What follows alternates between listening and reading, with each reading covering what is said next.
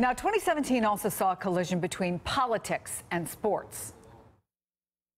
Wouldn't you love to see one of these NFL owners, when somebody disrespects our flag, to say, get that son of a off the field right now, out, he's fired. He's fired!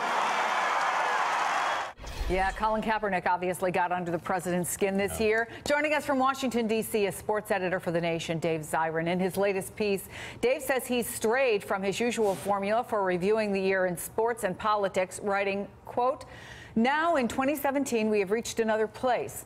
The fight has spread beyond racial issues as the Me Too movement has become a part of the sports rhetoric of resistance. But this has also been the year of the backlash, open, ugly racism aimed at athletes who recognize that in historical moments such as this one, they need to do more than just shut up and play." Dave, always good to see you. Such a thought-provoking piece.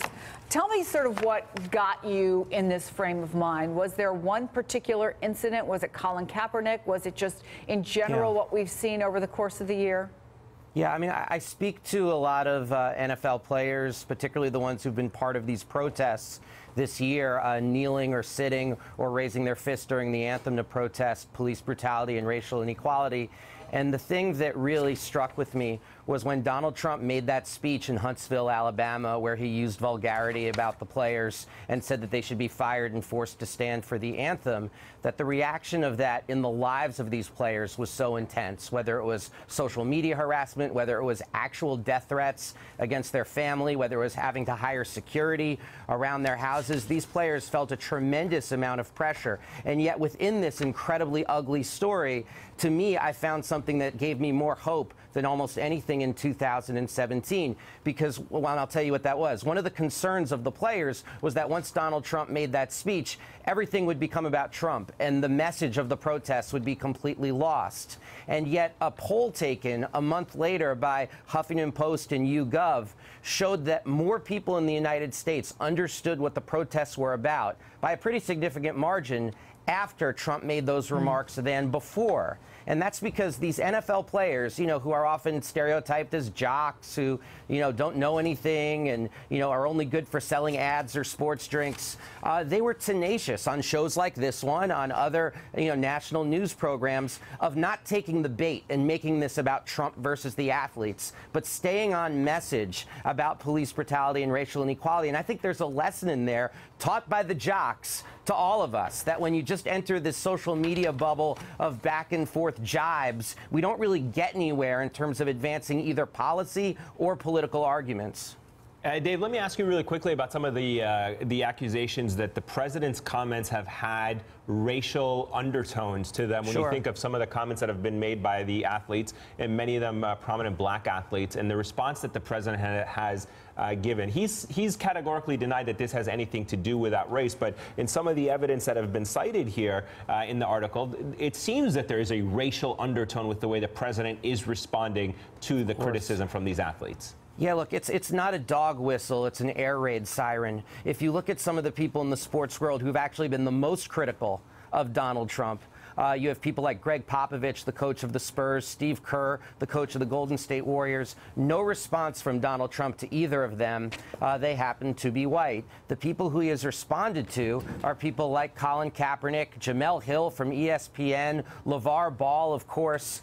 There's this focusing, this honing in on, quote unquote, ungrateful people in the sports world who are black. And I just want to point out that this is a very old playbook in this country. It dates back to Jack Johnson, who was condemned by the U.S. Congress. He was the first black heavyweight boxing champion. And this idea that when you focus on black athletes, what you do is you feed white resentment because there's anger about whether it's their salary, their fame, or this idea that, you know, they should be grateful for having these opportunities as if they haven't worked for them and are one in, you know, a million people who would have the skill and ability to achieve that plateau. Yeah, in the article, I mean, you talk about athletes in the past who have had a very big impact on the conversation, whether it was Muhammad Ali or Jackie Robinson or Billie Jean King. Having said that, you had an interesting quote from Mark Twain, which is, "History doesn't repeat itself, but it does rhyme." Explain that. No, absolutely, because I think oftentimes you see people compare Colin Kaepernick to someone like Muhammad Ali or Venus and Serena Williams to someone like Billie Jean King, and people immediately clap back at that and say things like, wait, that's totally different times. Muhammad Ali was facing 5 years in prison for opposing the draft, or Billie Jean King was, on that first wave of the women's liberation movement in the 70s. It's completely different. And the answer is like, yes, it is completely different in some respects, but in other respects, we have so much to learn from this history as well. And we can actually build upon the history of previous generations of activist athletes to understand not only how to keep pushing forward sports as a platform for social change, but also keep pushing forward the very idea that you don't sign away, your right to citizenship or to have a political opinion just because you're an athlete, as well as how to navigate backlashes. Dave, Elise here. You spoke about how some of the players needed security in the aftermath of President Trump singling them out at that rally in Alabama. I also found just as disturbing in that rally, he said that NFL players weren't being hit as hard, and he was somewhat, it seemed that he was endorsing CTE, concussions. It seemed that he was endorsing brain damage for these players and for the players not to be protected. How did the players respond to that?